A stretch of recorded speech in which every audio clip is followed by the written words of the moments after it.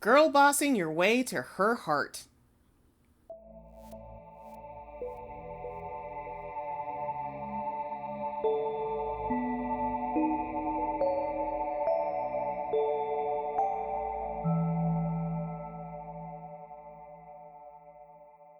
Howdy hole, and welcome back to Whole Chat, a girl love and boy love podcast that loves workplace efficiency. I'm your host, Chuck, and with me is my favorite coworker, Keelz. Hi. This is actually not a joke. She is my favorite coworker.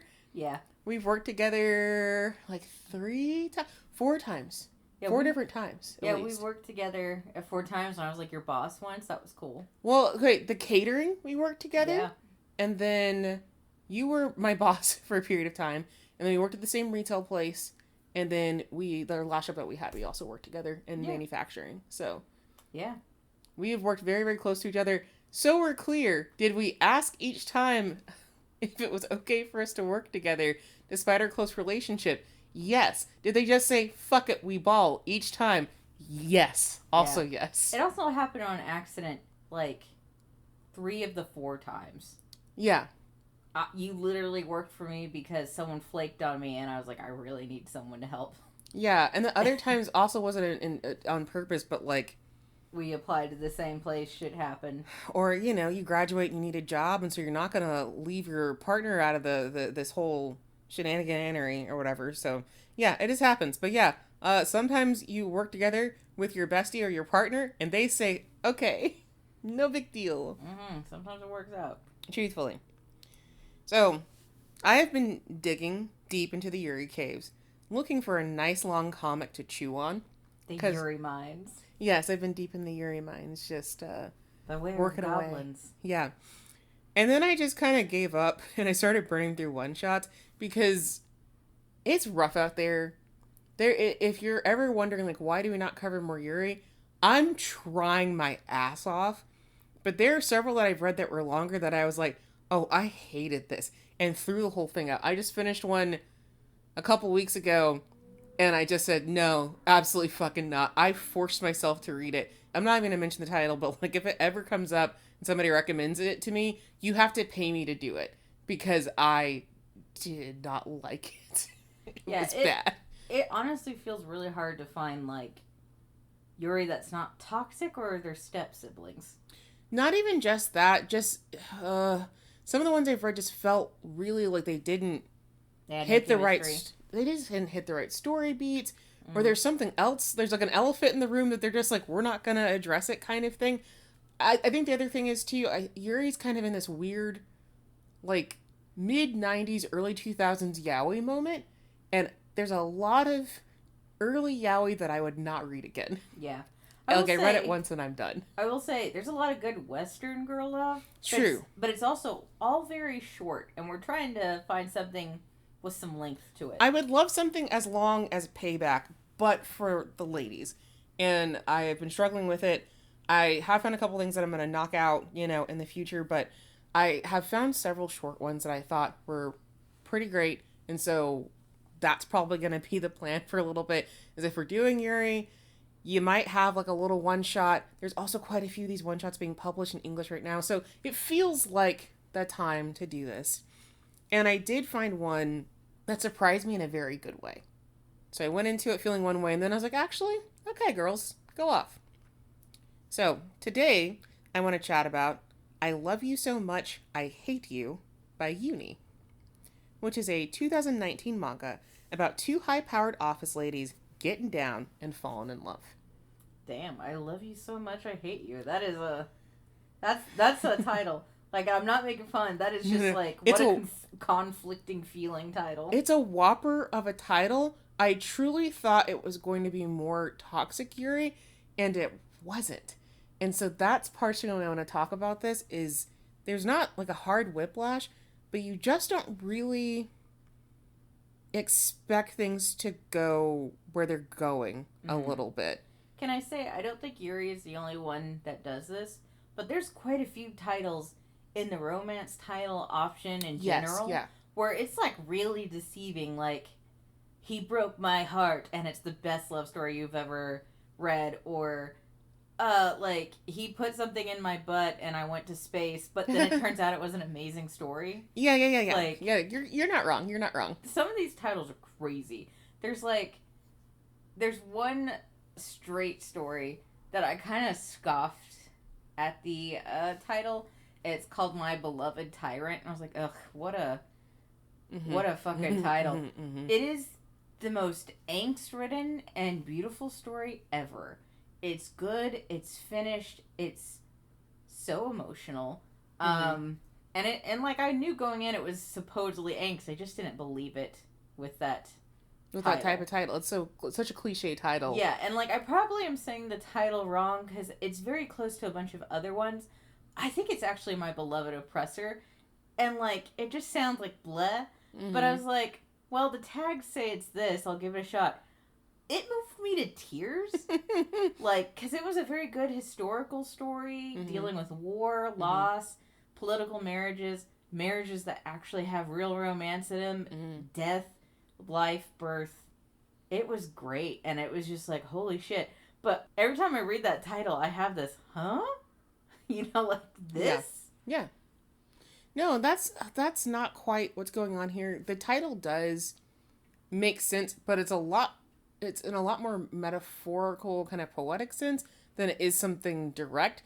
So it does feel like a little bit of extreme of a title, but like it's not off model. Like, it's... Yeah. Will you say the title again?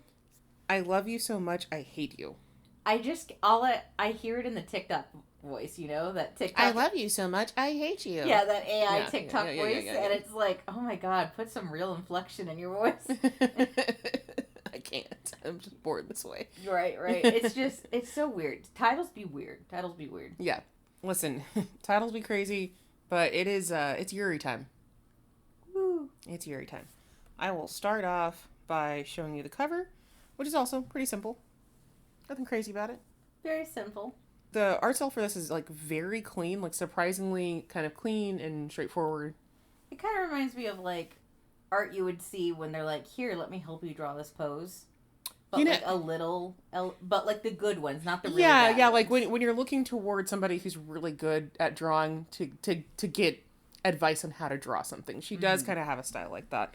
And honestly, I will say too, I got distracted by a lot of the outfits the women were wearing in this because they're not extravagant, but it's really nice office lady clothing the whole time. Yeah, no, I was actually thinking, that's why it made me think of like that one of those pose books. Oh yeah. Because like there's a really good office pose book. I know what you're talking about. And because these ladies are wearing really nice different suits and skirts, and it's like, hey, these are actually nice office clothes. Yes, and that continues throughout the entire manga. So, okie dokie.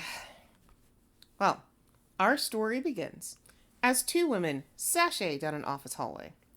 They are complimenting each other on another successful businessing in the most Japanese way. Like, you did excellent on your proposal. No, it was all thanks to you, Chief. Nonsense, it was your hard work. Because in Japan, you can never just accept the compliment. You have to say, oh no, of course not.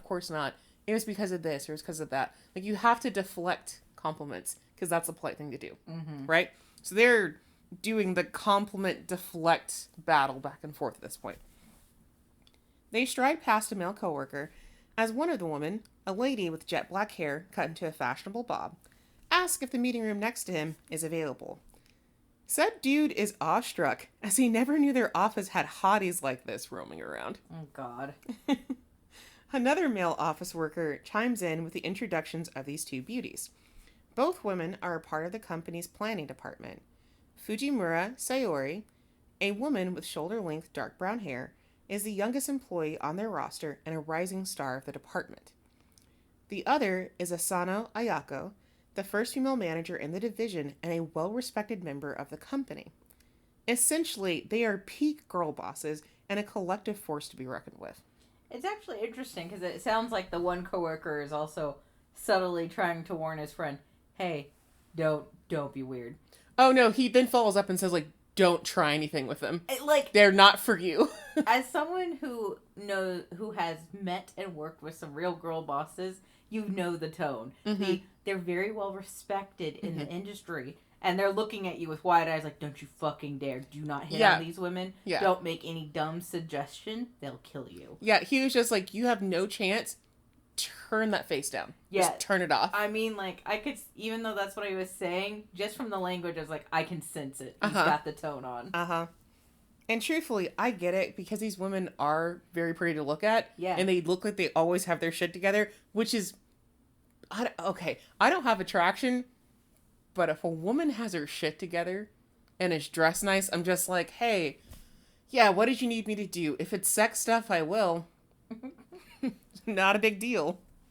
So, soon, Asano, the woman with the bob, black hair, is leading a meeting with Fujimura and the rest of their team in tow. There's plenty of work-related jargon here, but it essentially dwindles down to they have a new project and they will be going with Fujimura's proposal for it. So, yet another win for the department's ace. And a good opportunity for the senior member of the team, Ishiyama, to tease the other juniors about their work ethic. So there's one dude called Naruse, and he's always getting teased by Ishiyama because he's like the oldest person on the team, and always be like, hey Naruse, your project wasn't that good. And he's like, boss, please, don't do this to me. And he's like, no, you'll get it next time. That's so mean. Stop bullying me. But he bullies him, but then also always helps him out. So they have a very, like, strong team ethic, despite any sort of teasing. Team ethic. Yes. It's all in good fun, however, because all this team does is win, no matter what. Oh boy. I'm so sorry. That was really bad. Yeah. You just like me? Yeah. Sorry, this episode is brought to you by Capriccio Sangria, because I was absolutely Ariana Grande, like, sangria drunk when I wrote part of this. So apologies if there's something weird in it. I'm doing my best.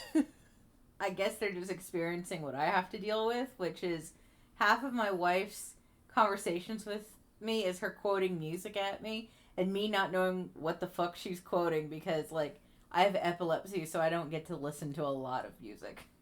Oh, no, everyone who listens to this podcast has already dealt with this, because I put in music quotes literally all the time. I've caught you a few times. I know I have. Literally, like, once an episode. At least. Like, for real? Yeah, okay. for real. Well, I've caught you a few times. Other times, it's gone over my head. They're bad. This one's just really cringy, and I'm sorry. Yeah, because, like, I'm low-key pissed off because, like, it's from the Pitch Perfect 2 movie. They use that song. And now that specific version is stuck in my head, which is a bunch of a cappella people in a German accent singing that song. And I'm like, God damn it. My ability to recall movies is amazing. But you say a song to me, not gonna work. That wasn't my intention, but I'm so sorry. Well, the perspective shifts to Fujimura's as she watches the ease at which Asano-san interfaces with Ishiyama, who is not only her elder, but her former mentor as well. So, Asano is the leader of the team. That is her mentor that is under her, and he is older than her and mentored her, originally and stuff like that. So, it's not super common to have your mentor end up under you, but this is the situation. And there's no, like, bad blood about it. There's no, like, how dare you be over me? How dare you be a woman and be over me? It's just like, no, she should be leader of the team. I'm okay with it. So it's weird. Like, why is it weird, I guess? Normally, whoever mentors you is above you in the office. Right. And this has now switched, where the mentor is being led on a team by his mentee. Got it. Okay. Now I got it. That is weird. Yeah. So, to Fujimura, Asano is the picture of perfection. She's professional, personable, and trustworthy, all marks of an excellent manager. But she's also gorgeous and in a position of authority, despite the state of Japanese working conditions. But even a woman this amazing has a secret she can't tell anyone. A secret that she and Fujimura share. The setting shifts to the evening, in a nice-looking hotel room. A room currently occupied by Fujimura and Asano, the former pulling off the latter's blazer. The two wrap their arms around each other and close the gap between them with a kiss. Fujimura moves them to the bed as they continue to kiss, and Asano makes some comment about, like, I don't want wrinkled clothes, so, help me get this off. But Fujimura just keeps kissing her because she is horny. And I was like, I don't care if they're wrinkled, ha ha ha. Asano says that Fujimura never listens, with a smirk that belies her frustration. And she's like, no, it's cute how you don't give a shit. Hotels have irons. You're fine. Well, there's some other details here that you're gonna need to figure out in a hot second. But Fujimura just can't help herself, since Asano is just too cute. A fact that she makes known, utilizing Asano's first name, so she calls her Ayako. Oh, okay. Which is crazy, because that's your boss and your elder, and you're gonna use your first name. So, Ayako Asano. Yes. That's cute. So, to put in perspective, even when people have intimate relationships, it is a huge step to start using somebody's first name in a lot of Japanese relationships. So you will normally refer to somebody, even if you have started dating, by their last name for a long time, or it might be a nickname, but using just their first name is like, it's like earth-shattering. Like you've reached a level of intimacy that nobody else can match, and a lot of times if you do it during sex, then it's like really, really horny. So, Little Miss Fujimura using Ayako, already horny enough, and then that also being her boss, her elder, and stuff like that, the levels to how horny she's trying to make this is kind of crazy. Mm-hmm. Asano, now lying underneath Fujimura, raises her hand to gently hold the other woman's face, and giving a glimpse of the ring on her left hand. Fujimura is silent for a moment before asking if Asano can stay late tonight, a question that is met with, "Yeah, girl, not like my husband will care and or notice." Jesus Christ. Okay, so married. Mm-hmm. Married in the closet? Is that what's up? Oh, we're gonna get there. We're definitely gonna get there. A bit of unease still rests on Fujimura's heart. She wants to make certain that Asano actually wants to spend time with her, since it feels like this situation isn't mutually beneficial. However, Asano claims she feels the same, that she's benefiting the most from their little rendezvous, and that this is an uneven situation. So who's the one who's having the initial hesitation? The one not having an affair or the one having an affair? Fujimura is the one that is uneasy, like, are you sure you want to do this with me? And Fujimura is younger or older? She's the younger one. She's okay. got the brown hair, Okay. the longer brown hair. She's the one that is nervous about the situation and is double checking, like, you sure you want to do this? Little Miss Married is like, yeah, that's fine. Yeah. Like, we can do this. This sounds like 90s closeted women, early 2000 closeted women. A lot of women cheated on their husbands. I'm just trying to, like, sort it out. So, despite Asano assuring her, like, yeah, I'm also getting a lot out of this. I feel like I'm taking advantage of you, actually. Fujimura knows that this is a lie. She is in love with Asano, after all, and is desperate to have her. But for the older woman, this relationship probably means next to nothing. Yikes. So these words and feelings that she's having are, like, written over a background of pussy eating, which is much appreciated. Yikes. Fujimura's just going to town on her, and then she's like, realistically, I know this is like a dead-end relationship, and I'm like, okay, great. Man, that sucks. Like, I don't, like, support cheating. And I don't support cheating of gay people, straight people, sure. people, whatever. I just don't support cheating. Mm-hmm. But, like, if you know your history, and if you know even history from other cultures, it's just, like, being gay, being queer, hard. Especially for women. Yep. Everywhere, anywhere. Mm-hmm. It's such a sad, common story to hear of someone having an affair because they can't bear to, like, let it out that they're queer or whatever. Mm. It's rough. Mm-hmm. Well, after the fucking, Fujimura sits in the bed, wrapped in a robe, as Asano gets dressed and prepares to leave.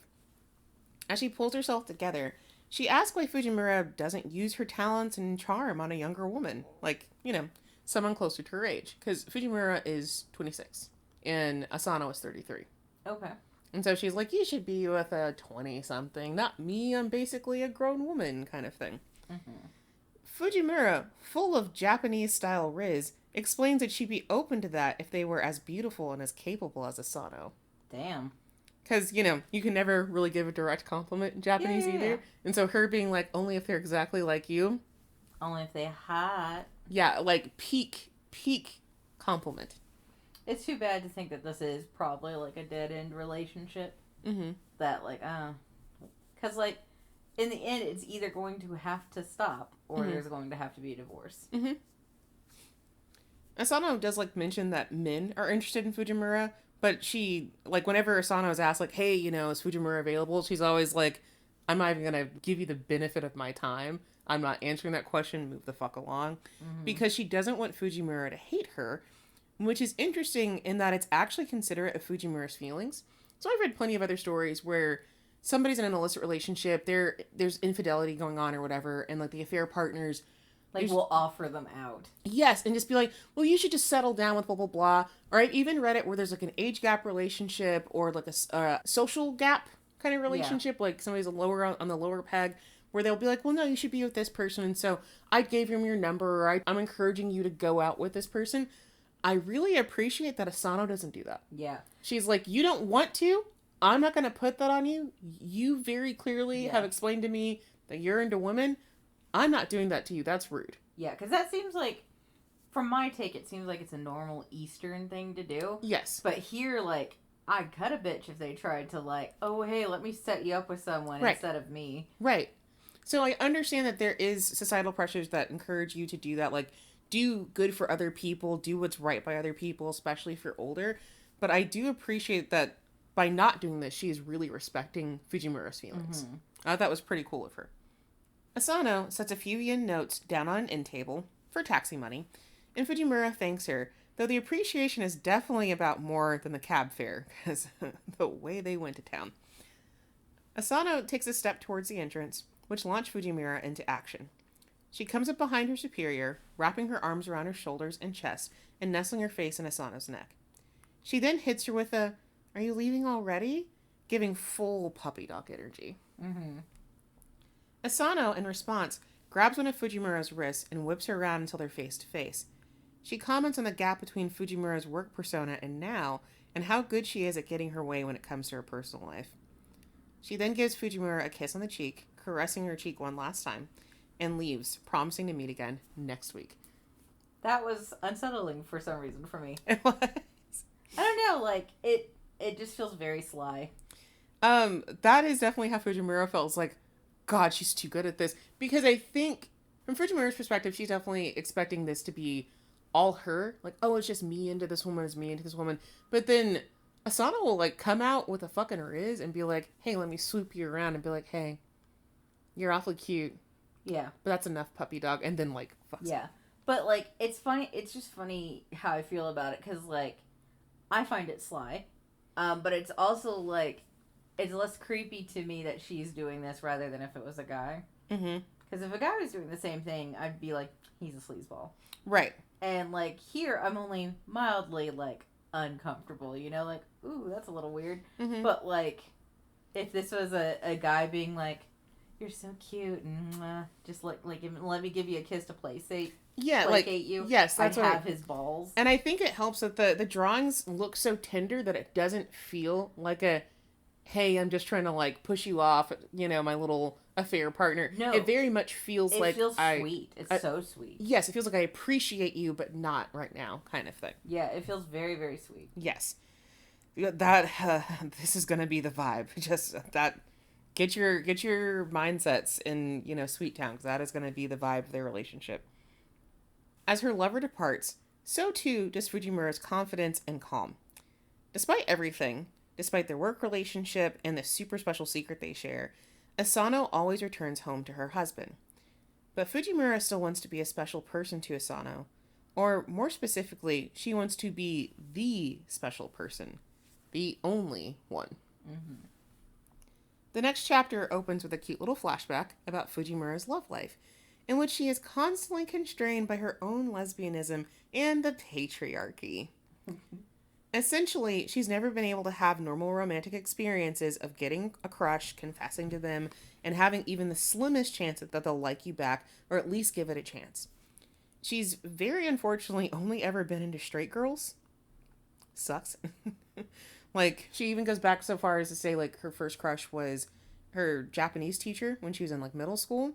And it shows a Japanese teacher being like, oh, it's so good that I got to give you so many books because you like reading so much. And I'm glad I got to give you all these books before I went off and quit my job and got married.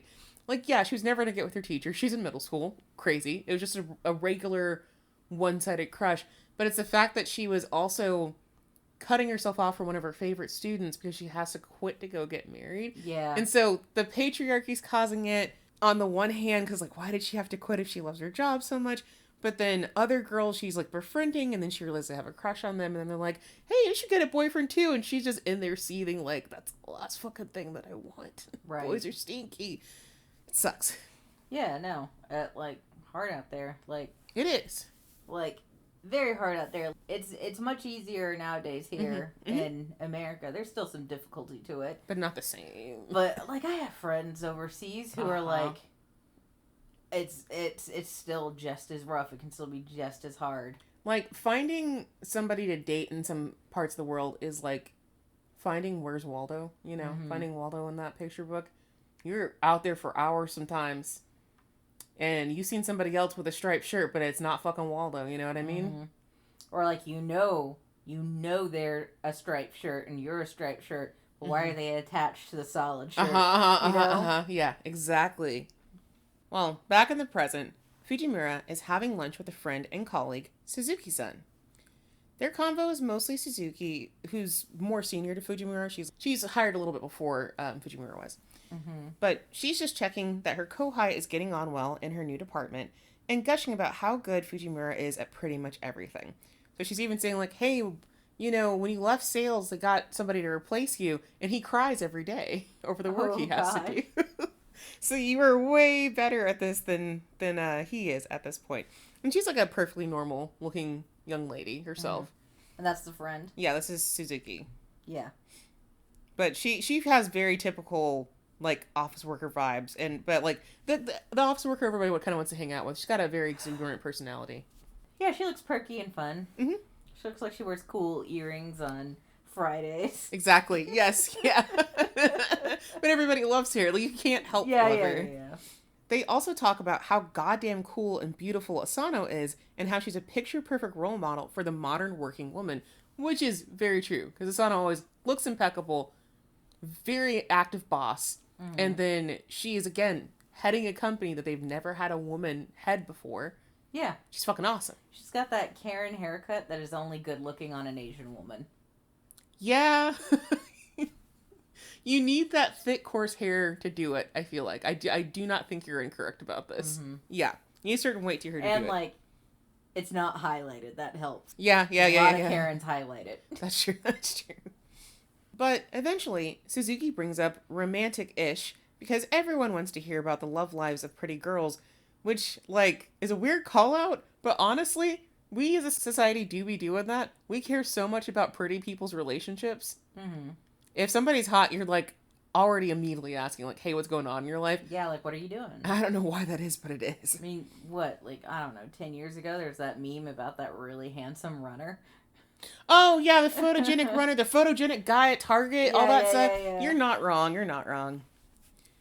Fujimura can't very well tell her friend, hey, I'm having an affair with my lady boss. So she tells a half-truth that she's got an unrequited crush going on. And that she always has unrequited crushes, to be honest. Suzuki is exuberant at first, wanting to know all the details of said crush. But when Fujimura explains this is typical for her, she becomes quiet and pensive. Suzuki explains that she's in a similar situation, actually, but that this is also a conversation that should be had over drinks, not in the light of day over a salad. So, like, Suzuki kind of is like, wow, that's really cool. Tell me everything I want to hear about it. I'm really excited for you. And is very much giving off the vibes like, oh, maybe I can help you or give you advice. And then she gets really quiet and has a weird look on her face like, oh, okay, we're kind of the same. And her look on her face stayed with me the whole time. Because I was like, what is this about? Well, like, I get it. Like, I'm not suspicious of anything. I don't know what's coming. This might take me for a surprise. But it's like, I get it. Like, if you are excited for someone, you think it's going to be a fun relationship. But if they tell you, yeah, I always have a problem with this kind of guy being into me, like, oh, that guy with, like, the bad haircut likes you. And if someone just says, like, yeah, I always have that kind of problem with a guy with a bad haircut likes you, you immediately are like, girl, do we need to have, like, some wine time? Do we need a chat? Like, at least that's the vibe I get. This is a little different because it does feel like Suzuki comes into herself a little bit. Like, she tucks into herself a little bit. And so when she's saying, oh, I have a similar situation, something about it's just a little weird. I'm saying bad haircut, but I'm trying to supplement it for something else that's like a red flag. Like, I understand like girls who are mean, like, yeah. My boss at every job always hit on me. I know, you know? Yeah. I do understand what we're getting at, but she just has this kind of like, this kind of face that seems a little... Concerned? It's just strange, because she is concerned about her, but she's also like, maybe you have something in common with me. But then I'm like, what do you mean, and why don't you feel comfortable talking about it right now? Because if it's just an unrequited question, you could just say, oh, me too. But she says, my situation is similar. Okay. So it's just something that stuck with me. There is a payoff for being suspicious about this, by the way. Okay. But, you know. Yeah, because, like, I'm innocently not seeing it yet. We'll see. True. The ladies part after that, but Fujimura's mind is still swirling with thoughts about her crush. Specifically, would she have been happier if that's where her and Asano's relationship had stayed? Which means it's flashback time. Let's actually see where this relationship started. So, 3 months ago, Fujimura found herself still fairly new to the planning department and staying late to work on some documents. She's stressed because she wants to do well as a newbie and help the team, but also because she wants to impress her hot boss.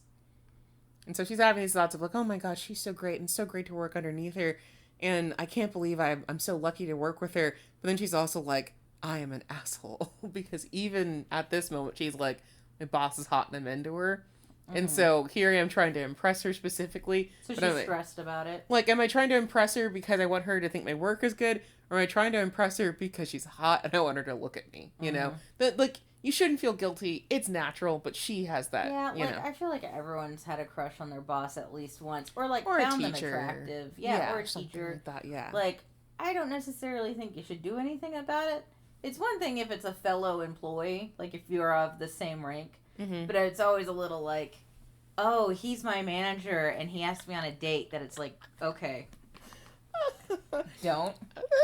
You feel it coming. This is very relevant to our personal zeitgeist right now, but if you're listening to this podcast, you probably know. Don't worry about it. We'll move on. Oh, right. I wasn't even thinking about him. It's on my mind a lot lately. Whatever. But so she's still ruminating on her hot boss as she's lying across her desk. Hot boss and hot goss. Sorry. She's ruminating her. She's lying across her desk being like, oh my god, I'm kind of defeated about this. And then said boss makes an appearance, looking not unlike an angel, with a canned coffee to both boost Fujimura's energy and morale. Yeah, look, if you bring me coffee, I'll tongue your hole. Yeah, just because look at even the angle of it. It's like, here, I'm bestowing this coffee upon you, and I look beautiful as always, kind of thing. Yeah, like, I mean, especially if you're stressed and someone brings you a little treat. Exactly. Asano really is a good boss and came to check up on Fujimura since she'd finished a work dinner and her poor little kohai was still chugging along.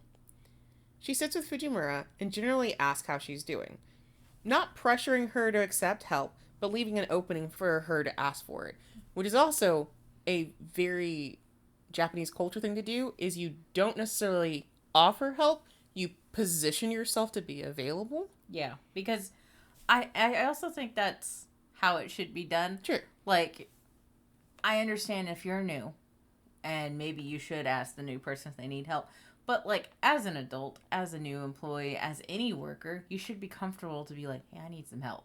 What pisses me off is the people who are always like, they give them shit for asking help. It's like, it's a new fucking job. Or if they give you that whole, like, you need help, and you've told them for the 5th time, like, hey, no, fuck off. So I do appreciate that she's just leaving space for her to do this, but she's not being like, hey, I'm just gonna immediately jump in and take your project or whatever. Okay. But so, you know, Asano leaves this opening to ask for assistance, and Fujimura sees the opportunity and goes ahead and asks for help, which Asano gladly gives, scooting closer to Fujimura so they can both make use of the computer, which definitely puts Asano close enough for Fuji to, like, smell her. And she's like, oh, her perfume smells so nice, because they're, like, almost cheek to cheek, and I'm like, hell on earth. This is hell on earth for a gay woman. They're ghosting in the office. It's not even ghosting. They really are just, like, cheek to cheek, but it's enough that it's like, what are you supposed to do here? Yeah.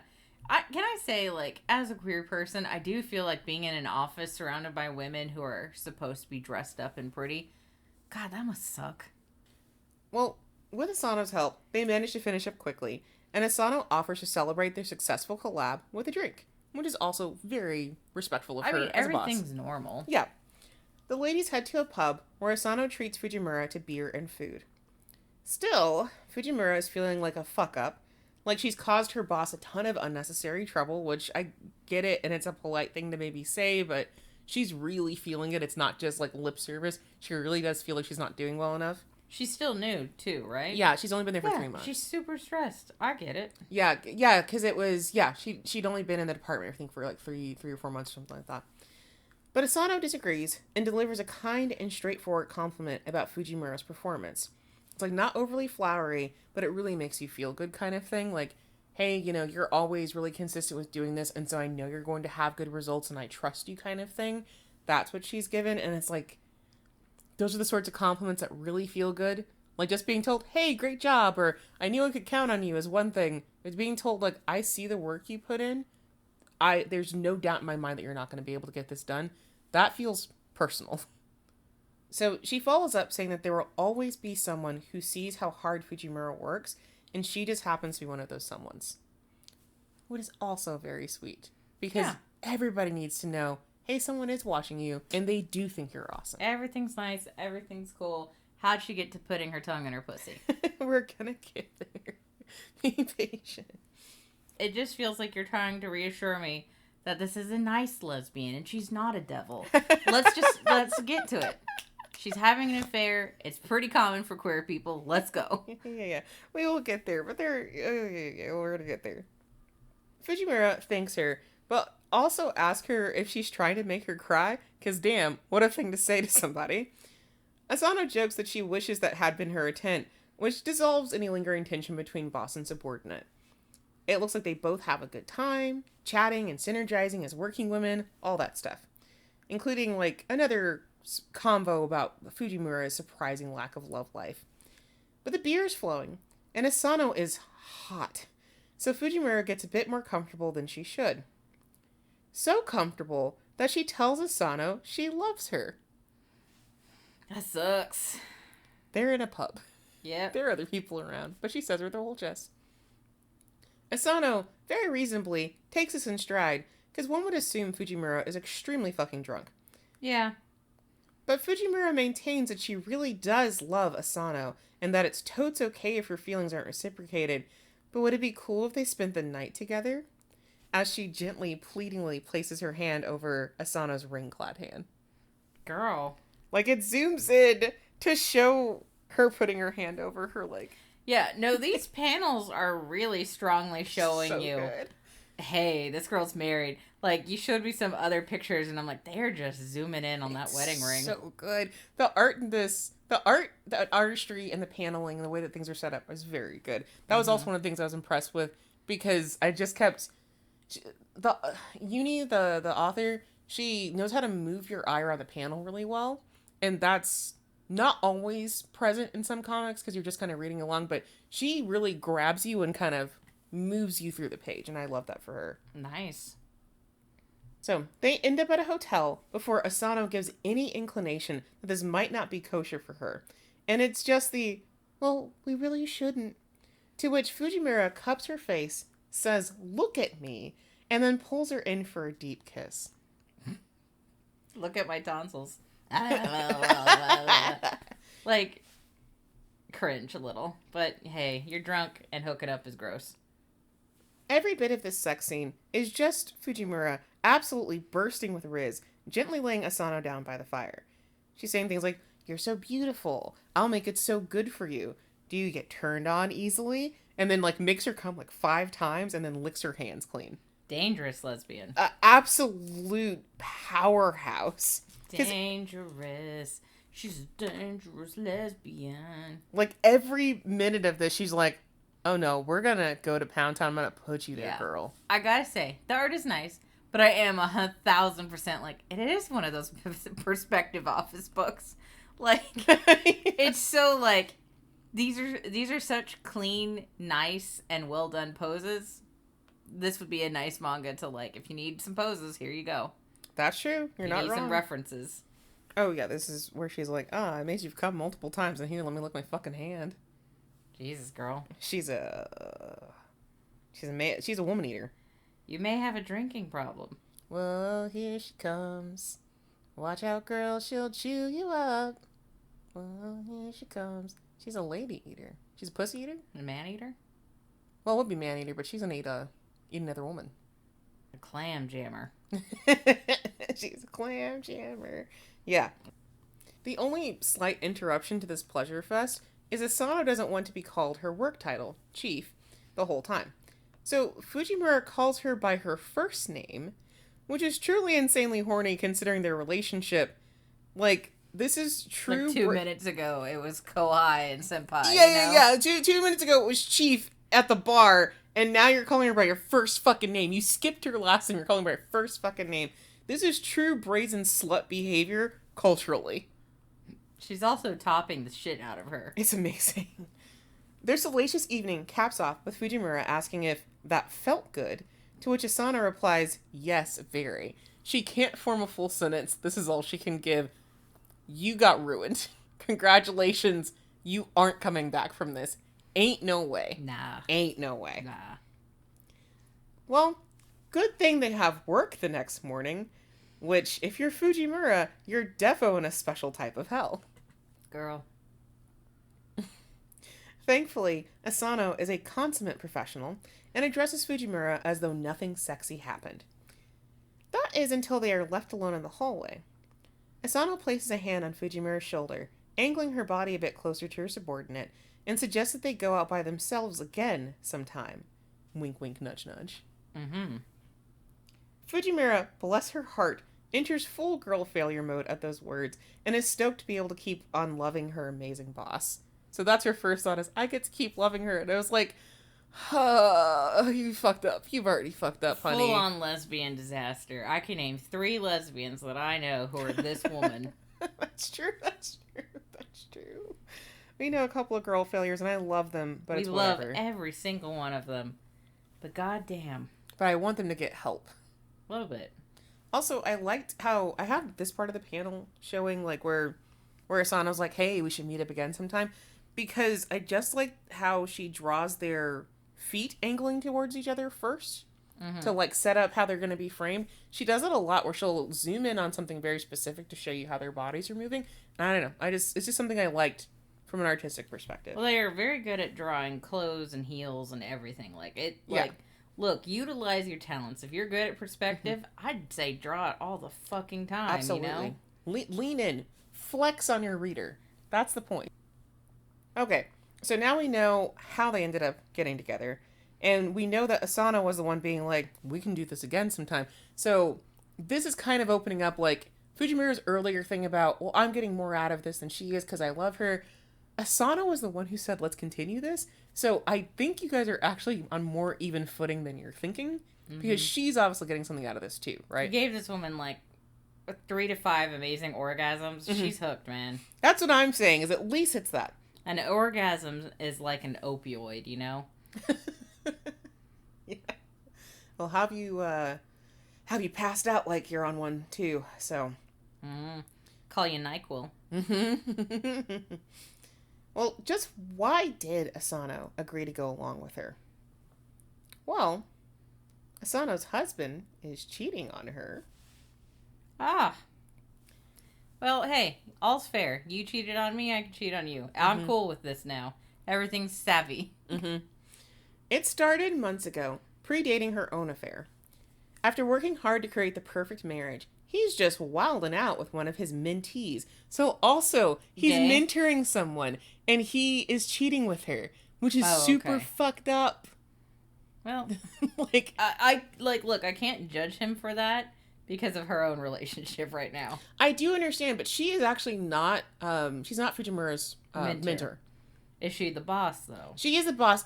Again, because of that, I'm gonna be fair. I can't judge her. No, it's true. You're right. I just hate him for different reasons I haven't explained to you yet. Though. Right. No, I'm getting ahead. Look, I already hate him. He cheated on his wife. He did it first. Fuck him. This girl is allowed to cheat. But, like, I'm gonna say, you're both wrong for that. You're right. I'm getting ahead. Sorry. Give me a second. Okay. Yeah. Tell me the whole story and I'll hate him fully. Yeah. So he's cheating with one of his mentees. Asano's married life is essentially a greatest hits of the relationship advice subreddit. So her husband's not doing chores despite them both working long hours. He's expecting her to sideline her own career when they have kids because he couldn't possibly chip in with the child rearing. And he's making unilateral decisions for her without her input. You know, the divorce makers. Because anytime that, like, she gets asked a question, if he's there, he'll be like, oh yeah, we're going to be doing this. And it's like, hey, she has her own fucking mouth, dude. And they asked her to begin with. Or it's a two-person decision-making So he's, like, thing. speaking for her and stuff. He speaks for her. He looks around the house and be like, wow, it looks like a pigsty. Won't do anything, kind of thing. All right. I almost cussed. He'll tell her, like, oh, don't work too hard on your chores, and then goes the fuck to bed. He won't tell his own... Like, she's finished the dishes, and he brings over 6 new dishes. If not that, then it's like there's a sink full of dishes. You're both just done working 40 hours a week as, like, managers. And he's like, well, don't work too hard, honey. Good night. Don't stay up too late. Oof.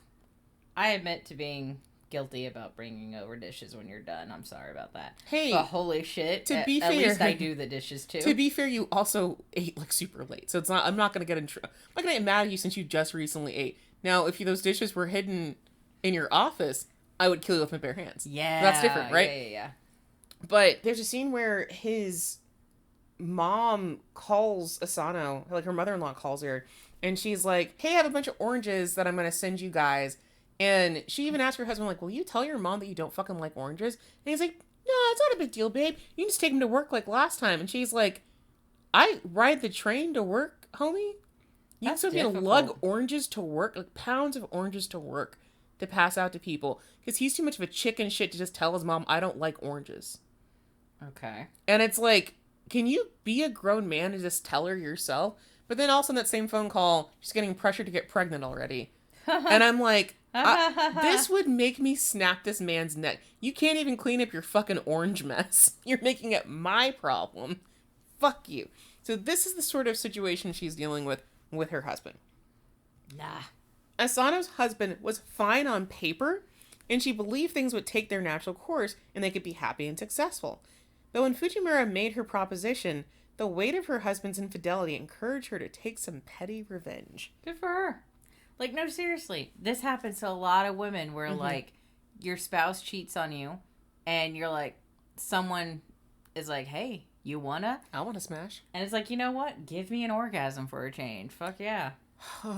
I'm not meaning to think about the person in our zeitgeist, in our, like, cultural zeitgeist right now that I'm thinking of, but it reminds me of when that person did do their cheater eating. Someone came at their spouse. Yeah, Young Gravy specifically came at their spouse, and it was really fucking funny. It was also, like, morbidly funny, but it's like, that's the situation here. If someone will come out of the woodwork to snap up what you're not interested in anymore. That's always the case. Is there a reason why we're not just saying it's from... I'm trying not to bring his name into my podcast. So, Asano ends up using Fujimura as, like, her revenge point, and that's probably... Why she feels guilty? She feels a little bit guilty because of that, but it's just that she never expected their illicit relationship to feel so good. Yeah. And not just in a sexual way, like in her, you know, other parts of her relationship kind of way. Asano already had a soft spot for Fujimura at work, because she's super impressed with her work ethic and how she's handling herself. But homegirl eats pussy like groceries and has shown her an intimacy unfamiliar to her. It helped that Fujimura had clearly stated her boundaries and didn't expect more from Asano, which we, as the reader, know is incorrect. Fujimura wants all of Asano's heart at this point. Yeah. But she did lead with, you don't have to give me anything else, I just want to do this for you, kind of thing, right? Their relationship doesn't have a predetermined future, and for Asano, that feels so goddamn good.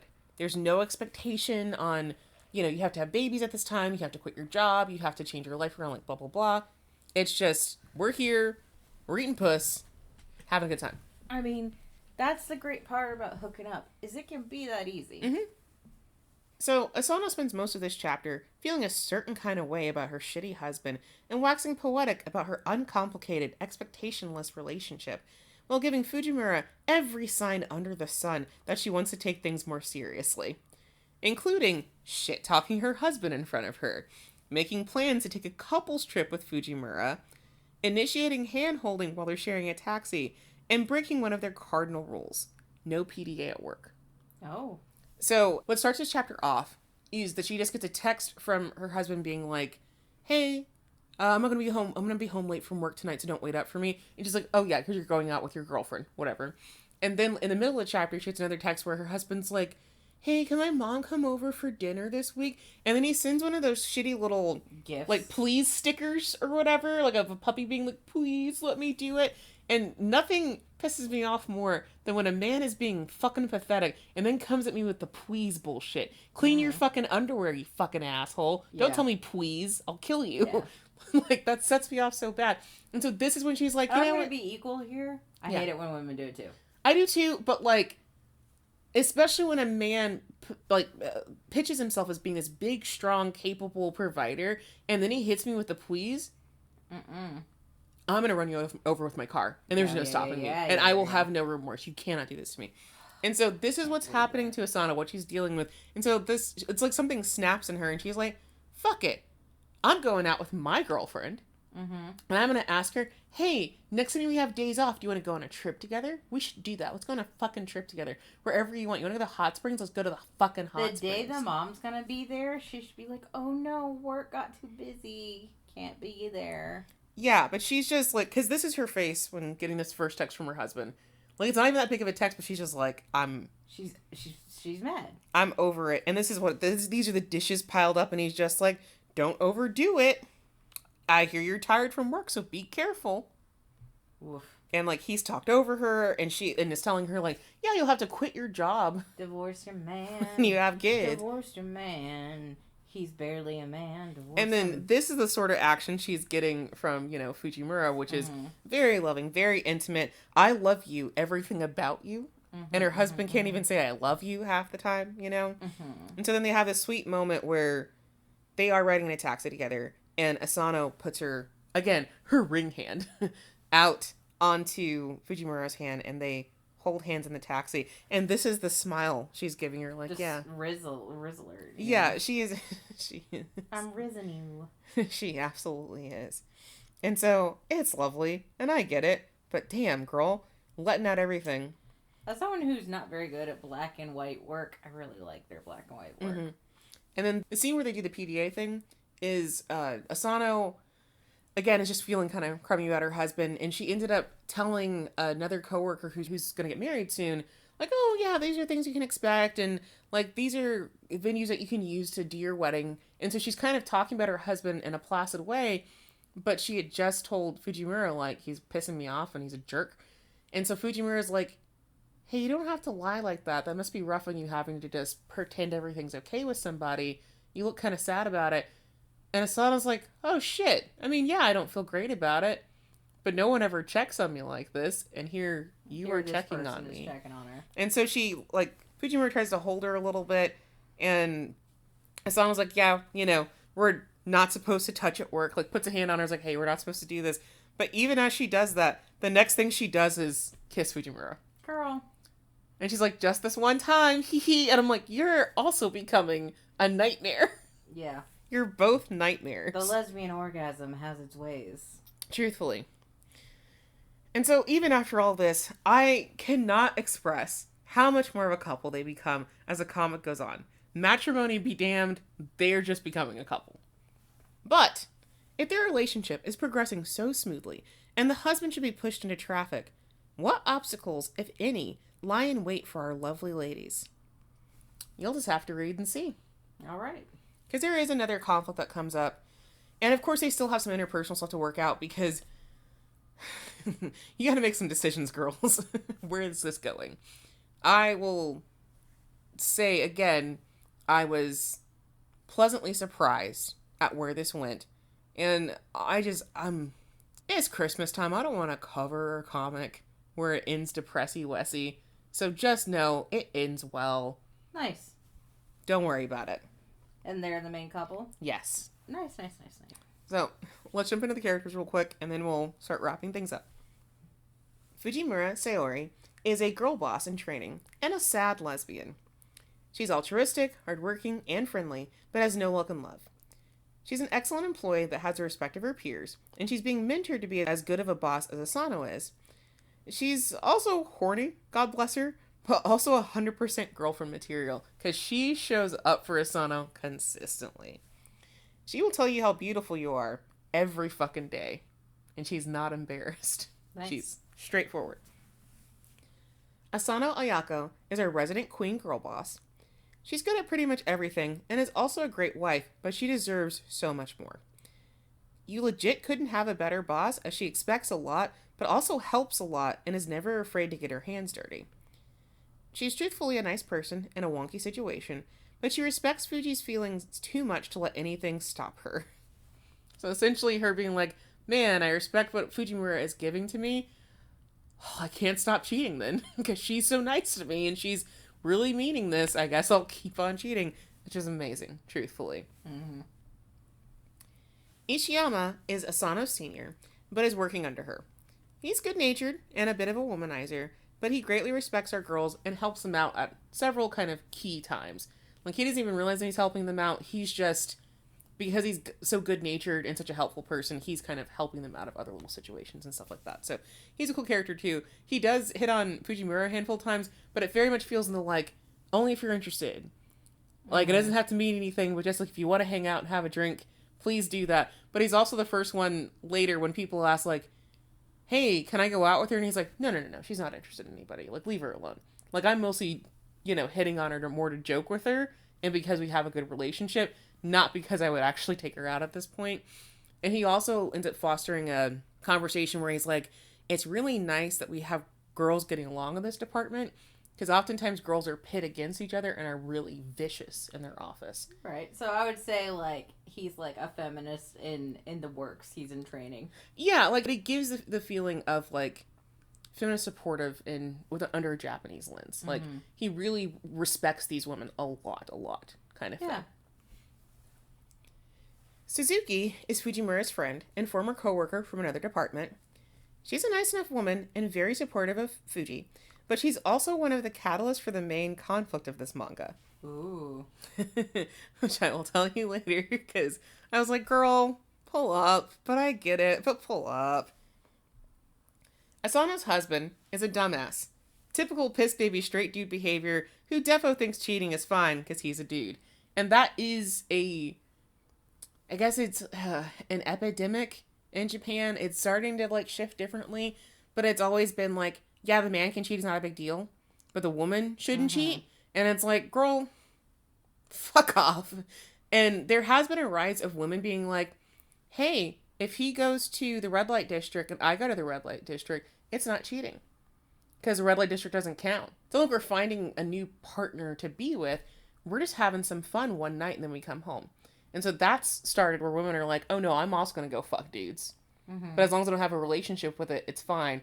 Or, hey, I'm going to go pay for a host, because it's not a real relationship, I'm paying for them. So isn't that the same thing?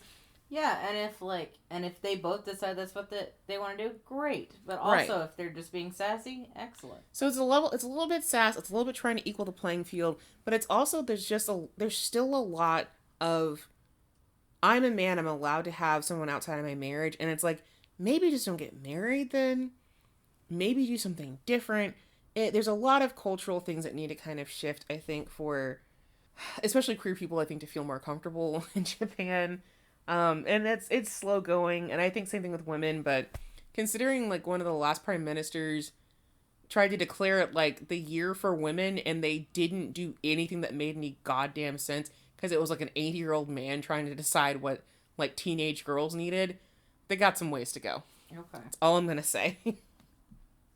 So, this manga is pretty simple on the surface, in that it's billed as two girl boss office ladies falling in love. But then, of course, there's the infidelity, which opens up to a fairly nuanced examination of compulsory heterosexuality and the consequences associated with it.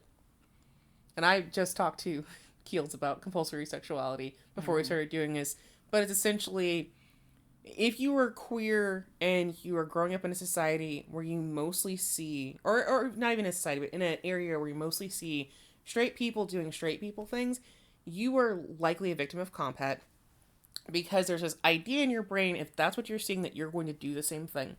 A lot of late in life lesbians, the worst victims of CompHet, because they even went the whole way to get married, have kids sometimes, have this, very deep relationship with a man, and the whole time they're like, I don't really like sex.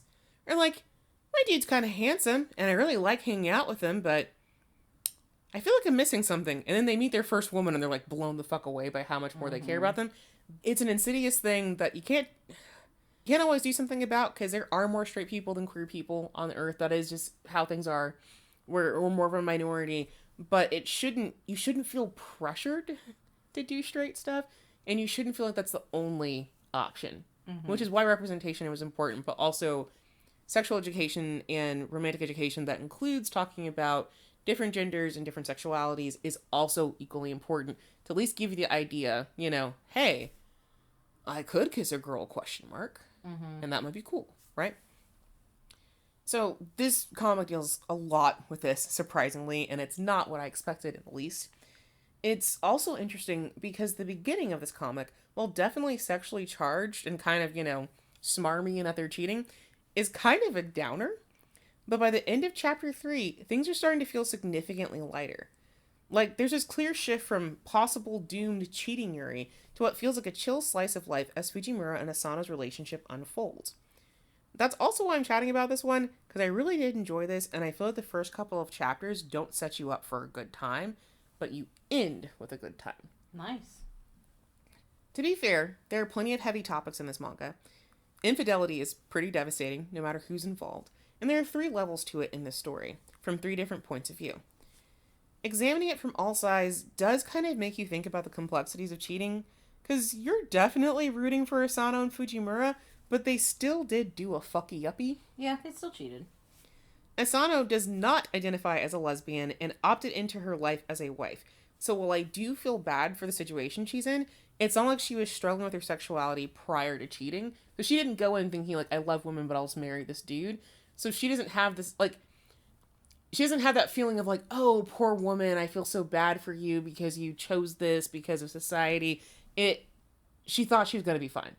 And if her husband didn't suck so bad, she'd probably stay with her husband, honestly. You know what I mean? Yeah, because, like, honestly, I don't necessarily think people should put so much, like, I'm straight, I'm gay, I'm bi. I don't think they should put so much pressure on it. I think you should just kind of be like, I am what I am, da-da-da.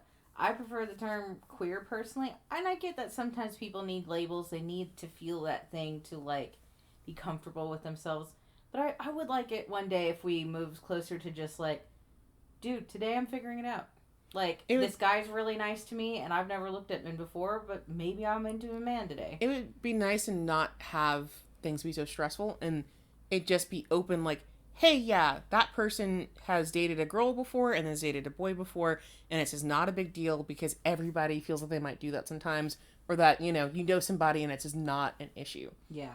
That's the true nirvana, is nobody giving a shit what you're doing with anybody else. Yeah, that's the piece that I want. Not to knock anyone who needs to hardcore say, I am gay, I am a lesbian, I am this. Not to knock anyone like that. It's just my personal vibe that it's like, I wish, like, it was more chill. It sucks that we need to say it loudly and proudly to defend ourselves and protect ourselves.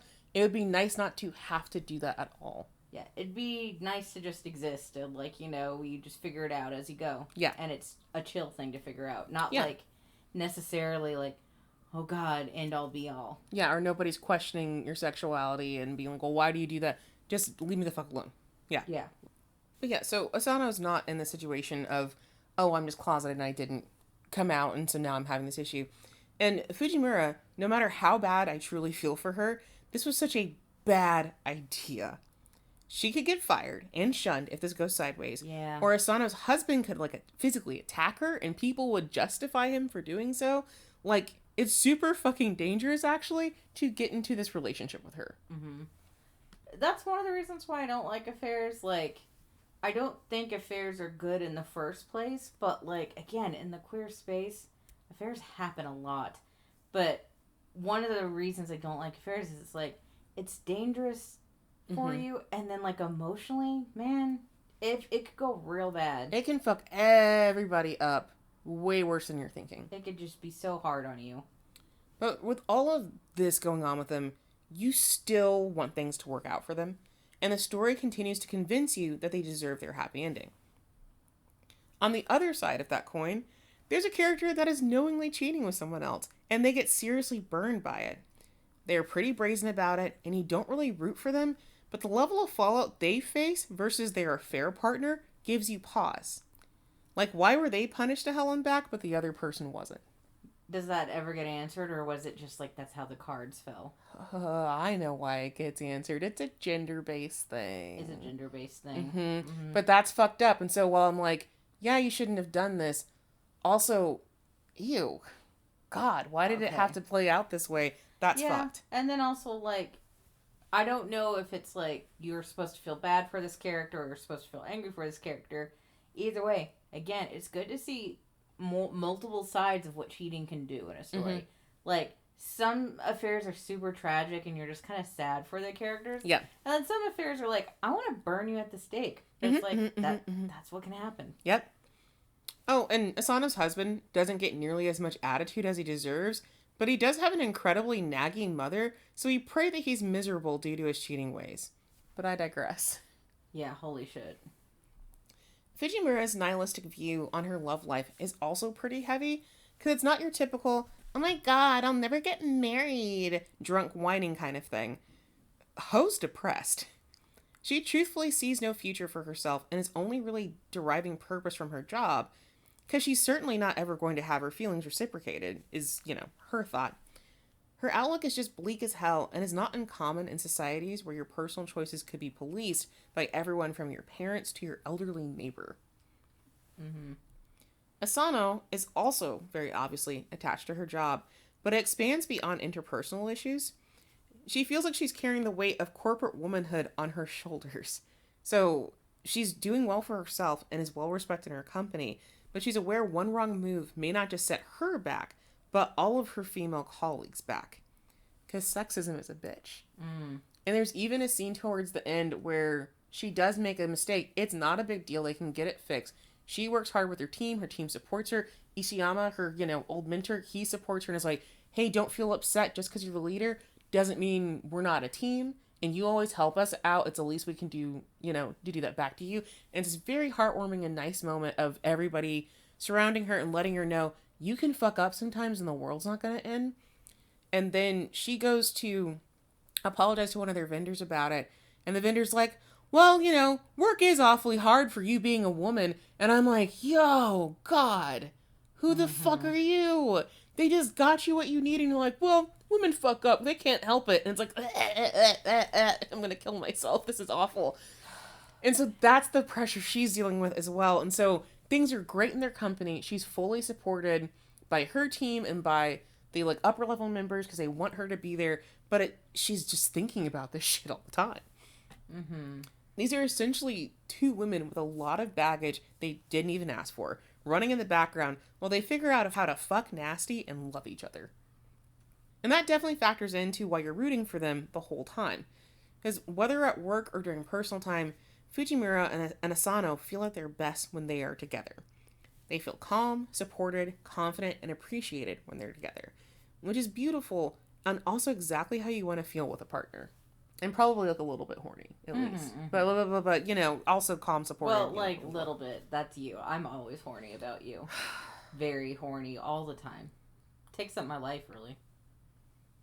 Their relationship is just full of so much care and intimacy.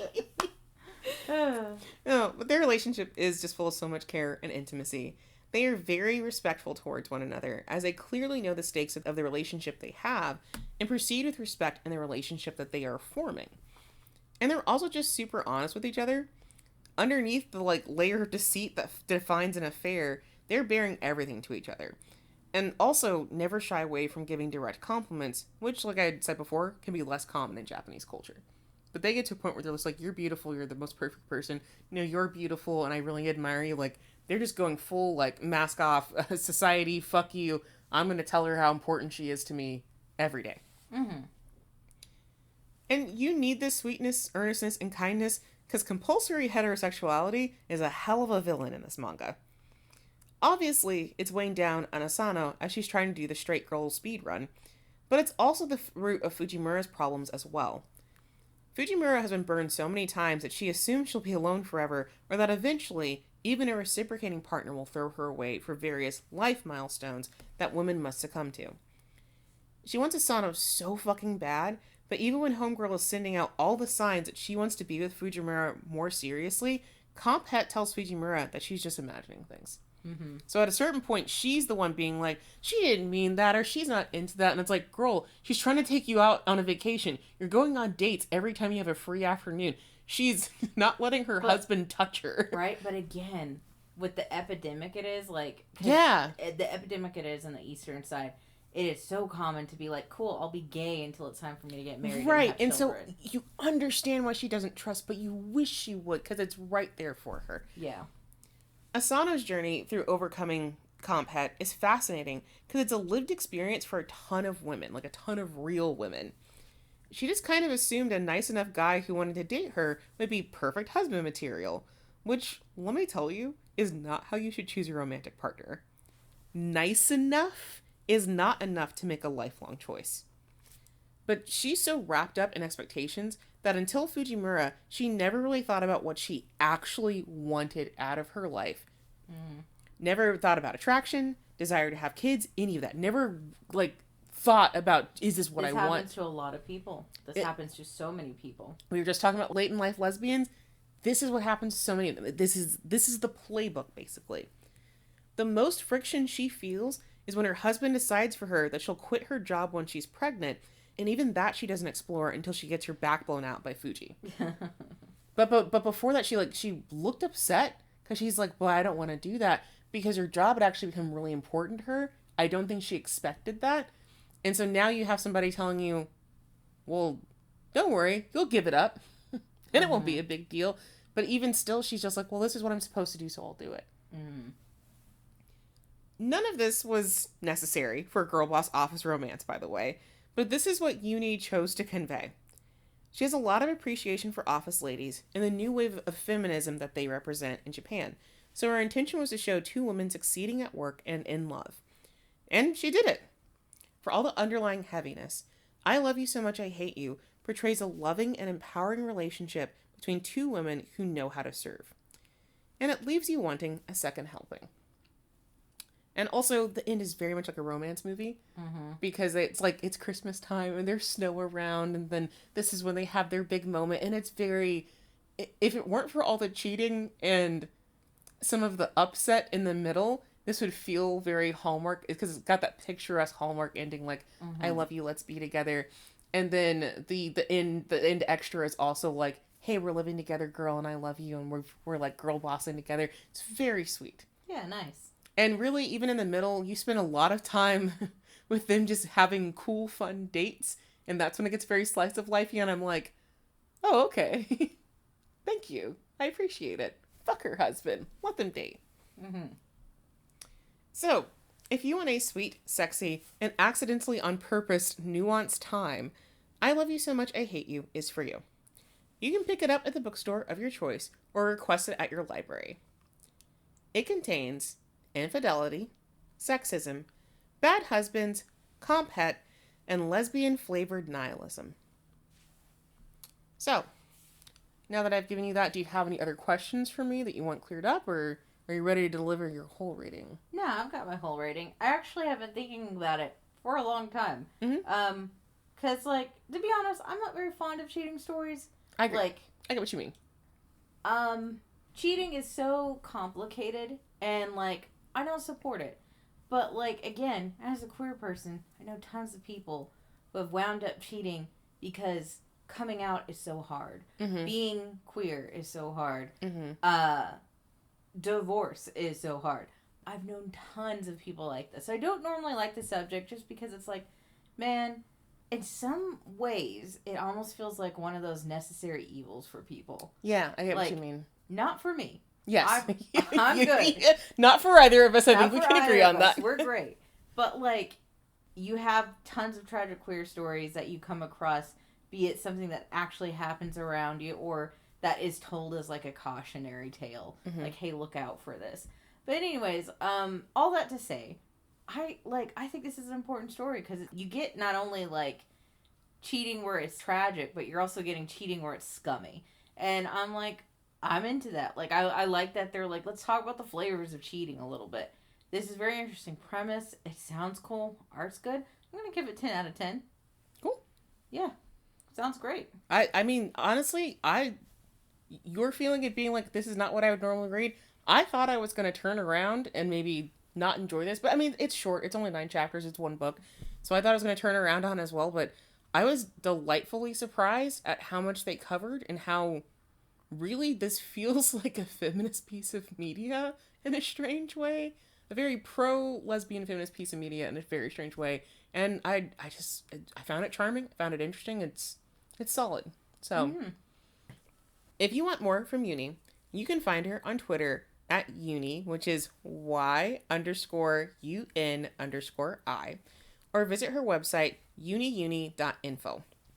Unfortunately, none of her other work is officially licensed, which is crazy because she also has a josei that's about a plus-size woman running a lingerie shop, and several other girl love comics that also look fucking adorable. So I feel insane that you can't get more from her because it's so good. I like the sound of the plus-size woman comic. I know! I saw the cover and I was like, this looks so cute. It looks so cool. So nothing else is licensed officially, but you can find sequels to this manga if you search around for them.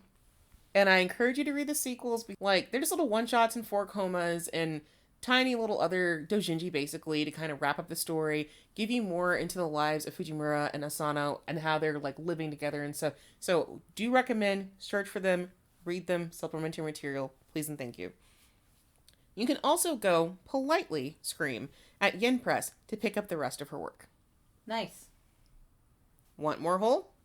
Our socials are a good place to do that. At Hole-Chat on Tumblr and Bluesky. You can also shoot us an email if you prefer, which is hole.chat.69@gmail.com. You can always drop a comment, reply to a post, send us a DM. We will see it, we will appreciate it, and there's a fair chance we'll reply after we stop doing a happy little jig. Just a reminder that every like, share, repost helps us spread the good word of Hole and makes us feel good, honestly. So tell your friends, your grandma, your college professor, whatever. We'll appreciate it. The college professor you're trying to steal from her husband. What are we doing now? I'm making up my own Yuris now. Oh, I see. You know what? You keep doing that. We need it. The world needs it. The world needs more. Well, we have one more episode coming down the pipes this year, so please look forward to it. There is a dragon in it, and that's the only hint I'm giving you. God. Look forward to it. It'll be rolling out next week, right before the holidays really kick off. And then after that, we'll see you next year. But that's the only news I have right now. Thank you guys so much for listening, and tighten up. Tighten up.